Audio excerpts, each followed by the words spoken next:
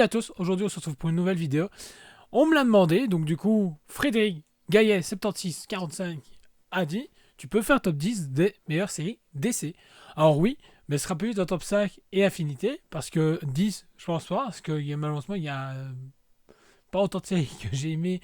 En tout cas, je peux placer dans mon top où je vais remater en boucle et en boucle. Mais on va faire ça de suite et on commence du coup dans le plus bas de l'échelle. On commence avec Arrow. Pourquoi Arrow? Au début, franchement, série surprenante où je m'attendais pas grand chose et au final, au fur et à mesure des saisons, je me dis oh c'est vraiment cool. Jusqu'à la saison 4. Saison 4 où justement, où on se fait putain yes, on a enfin un vrai costume digne des comics. Et bah, c'est là où je trouve que le scénario a le plus baissé. Et les autres personnages n'ont pas spécialement évolué non plus. Et je fais waouh, là on touche le fond. Et après ça, j'ai arrêté de regarder parce que j'en pouvais plus. Franchement, je me suis dit, mais là ils tournent en rond, ils savent plus quoi faire et ils ne peuvent pas incorporer les autres héros comme ils le voudraient. Donc ça devient problématique. Ensuite, lien avec Arrow, la série Flash. Alors franchement, la série Flash, vraiment cool et surprenante. Malgré le peu de budget donné dans cette série, elle a réussi à être étonnante et proposer d'énormément de choses que le film. Flash, lui, n'a pas osé faire. Et c'est là le gros problématique, c'est que la série avait beaucoup plus de potentiel et voulait lever le niveau, alors que justement le film The Flash était une calamité. Était un gros problème à ce niveau-là. Ils ont réussi, au fur et à mesure des saisons, à aborder justement le multivers, les autres univers, dont celui de Snyder, parce qu'à un moment donné, il y a un épisode où on peut voir Grant Gustin avec Ezra Miller, et bah, c'est vraiment cool, et ça ouvrait les portes à énormément de choses, et on pensait le voir arriver justement dans le film The Flash. Effectivement, bah, pas le cas, et le costume qui est très évolutif, qu'au final, la dernière saison, je trouve qu'on ressemble beaucoup plus à une version comics que le début de la série nous avait proposé. Ensuite, autre série qui est vraiment cool, et je vous conseille de la voir, surtout que HBO est disponible partout, c'est Pacemaker. Alors la série Pacemaker fait suite du coup au film Suicide Squad de James Gunn, et franchement, quel délire. Beaucoup de choses, beaucoup de références qui amènent justement à un crossover fin de saison qui malheureusement mènera nulle part, et on reverra du coup John Cena dans la saison 2 qui sera en lien avec le DCU que James Gunn nous prépare. Mais franchement, si vous voulez vous marrer, voir du sang et des vannes dans tous les sens, foncez voir Pacemaker. C'est une saison pour l'instant, la deuxième sera courant 2025 si tout se passe bien, donc je vous le conseille grandement.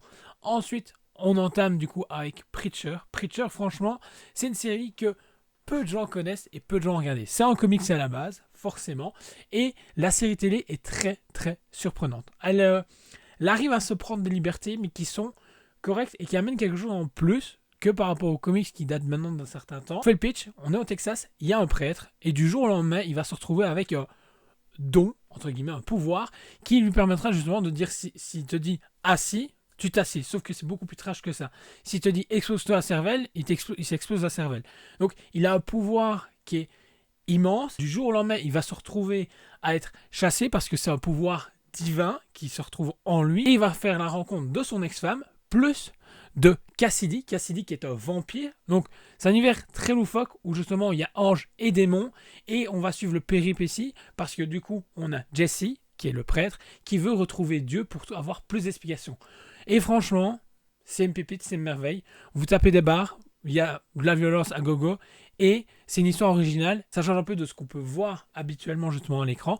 Alors c'est disponible sur Amazon Prime, et je crois que c'est disponible sur HBO également. Donc franchement, foncez. Ensuite, pour terminer, on a Superman et Lois. Superman et Lois, franchement, au début, j'ai allé vraiment en reculant, parce que c'est la CW qui s'occupait de la série. Et au final, merci. Ils ont proposé une série sur Superman et Lois qui est dans notre ère, qui est franchement rafraîchissante. On recommence pas avec donc du coup, c'est un bébé qui tombe de terre, machin. Non, non. Tout ça, il n'y a pas. Vous êtes déjà dans un cycle de Superman. Il a 2 enfants au lieu d'un comme dans les comics. Et c'est là où c'est très intéressant, parce qu'il y en a un qui va développer un tout petit peu ses pouvoirs, et du coup, vous avez Clark qui va devoir justement montrer le bon chemin et essayer de comprendre comment fonctionne, plus lui qui est dans sa crise d'adolescence, devoir gérer tout ça, ça va amener des péripéties, énormément de références par rapport au bouquin. Ils prennent des libertés, mais des libertés qui sont correctes, et qui ne sont pas dérangeantes, en tout cas je trouve, et qui sont rafraîchissantes dans le temps, parce que bon, ils s'assurent beaucoup des comics justement des années 80 jusqu'à nos jours, et bah, quand ils doivent réadapter, ça fonctionne bien et ça punch bien. L'acteur, magnifique, le costume est vraiment cool aussi. Lois, j'ai un peu plus du mal avec l'actrice, parce que de base, bah, je l'ai vue dans Grimm, et elle me casse un peu les bonbons dans Grimm, je vais pas mentir. Mais la série est franchement géniale. Et ça fait du bien de voir des séries où il y a encore 25 épisodes à l'heure actuelle. Alors, il y a des épisodes remplissage, comme pour tout. Mais des épisodes quand même qui nous permettent justement de voir l'homme d'acier de certaines façons. Et le côté Superman et le côté Clark Kent sont bien traités l'un l'autre. Il arrive à différencier par rapport justement à certaines interprétations qu'on a pu voir à l'écran jusque maintenant. Ensuite, il y a des mentions très très bien. Malheureusement, je n'ai pas envie de mettre dans le top. Pour moi, c'était un top 5 de base. Mais si vous voulez et vous n'avez pas encore découvert, il y a du coup Superman Animated, Batman Animated, vous devez foncer les voir. Disponible sur Netflix actuellement. La Justice League Animated, pareil. Je trouve que c'est des séries qui sont pas cotables actuellement. Il y a aussi ce que je viens de commencer récemment, les nouvelles aventures de Superman. Alors là, par contre, on recommence avec une style d'origine story. Vraiment ça, même si on est déjà avancé, c'est déjà un adulte, pré-adulte, qui va justement se rendre à Metropolis, va rencontrer justement notre cher Lois Lane et va suivre les péripéties jusqu'à devenir Superman. Dans les 2-3 premiers épisodes, il devient Superman. Et là, par contre, là est le problème, c'est qu'il doit être Superman plus Clark Kent. Et franchement, l'animation est cool. Et les histoires sont vraiment sympas, ça change un peu de ce qu'on peut voir. Ils ont pris des libertés et rendent ça au goût de nos jours. Alors l'animation a un côté un peu animation japonaise, mais ça passe nickel, c'est ma grosse peur. Il y a aussi la première série Teen Titan. Si vous l'avez jamais vu, foncez également, c'est une pépite. Teen Titan Go, bah, je laisse ça pour les autres gens. Moi, bah, c'est marrant, c'est délirant, mais ça arrête là. Malheureusement, ça n'a pas continué par rapport à ce que justement Teen Titan avait proposé à l'époque. Donc voilà, je sais, beaucoup de gens, comme dans mon top 10 des films DC, vont me parler de Watchmen, machin et tout ça, d'autres séries. En pas que je veux pas les prendre en compte, mais m'ont moins touché ou m'ont moins transporté. Ici, c'est vraiment mon top. Voilà, il y en a au final, je pense au final il y en a bien 10, mais je vais faire un top 5 à part de ce qui est animation, ce que je trouve en animation. Malheureusement, il y a très peu de choses mauvaises chez DC.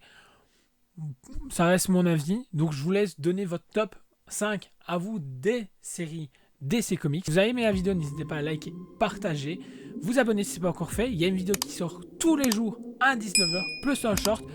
Donc franchement, il y a de quoi faire. Et sur ce, on se retrouve très vite pour une prochaine vidéo. Ciao!